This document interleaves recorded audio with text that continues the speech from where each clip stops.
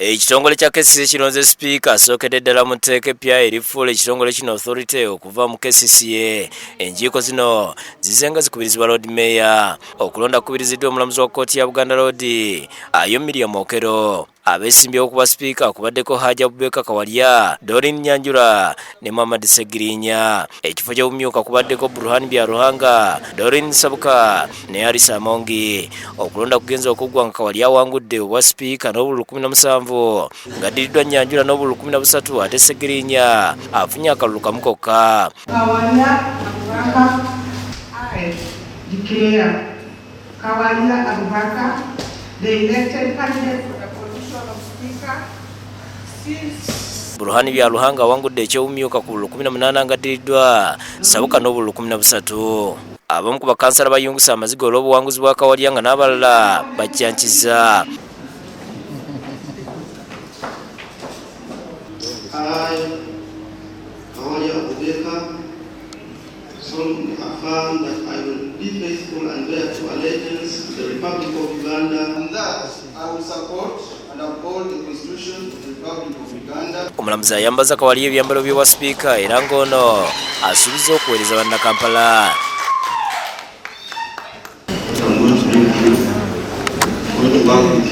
Nyanjula akkiriza evudde mu kulonda wadde ng'abamu ku bawagizi be tebamatidde. So as Team Nyanjula, we are so proud.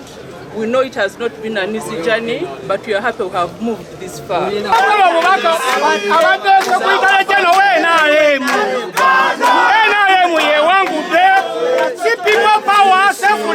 Yes, Segirinya asigadde yeewuunya engeri gy'afunyemu akalulu akamu nga n'abamusemba tebamulonze. Because mbadde ne bannominize babiri.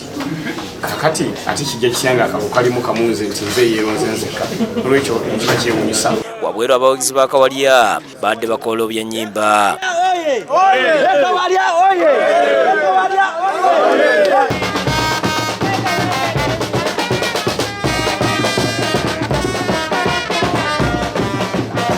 Mu ngeri emu ebyokwerinda binywezeddwa ku Zino Hotel mu Kampala nga balonda sipiika w'eggombolola y'omukulu w'ekibuga. Eno bakansala abasomi 40 basudde akalulu era nga bannamawulire basoose kugaanibwa kuyingira. Okulonda kukubiriziddwa omulamuzi Juliet Atanga okuva emukono. Ekifo ky'obwa sipiika kivuganyiziddwako Morinto Musime ne Sylvia Bamuhemu Nsaki ng'ono alangiriddwa ku bwa sipiika bwafunye obululu 22 olumu n'afuna 18. I'm ready to work with everybody at different levels. Ekifo ky'omumyuka kiwanguddwa mu NDP Eva Kyazike ku bululu 24 ate mu NRM Barwaine Katawere afunye obululu 16. Bakira abamu ku bantu batudde wabweru era olufunye amawulire g'abantu baabwe okuwangula ne basagambiza.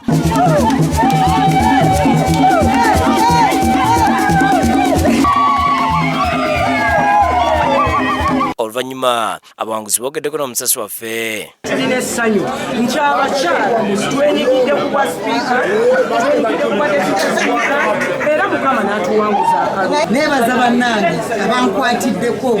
Okuvaako emakindi Muzaffa Lukinda alangiriddwa ku bwa sipiika ng'amezze John Tugaineyo. Ye Aisha Nabasijjita wangudde eky'obumyuka bwa sipiika nga amezze Justin Nankinga ne Bukenya Mahadi mu kulonda okubiriziddwa omulamuzi Esther Nakadama. Bano balondedde mu kifo kya Buziga Country Resort era ng'ebyokwerinda binyuzeddwa. Kitegerekese nga bakansala na mu 6 be balonze era oluvannyuma abawanguzi n'abawanguddwa boogeddeko ne Bukedde TV.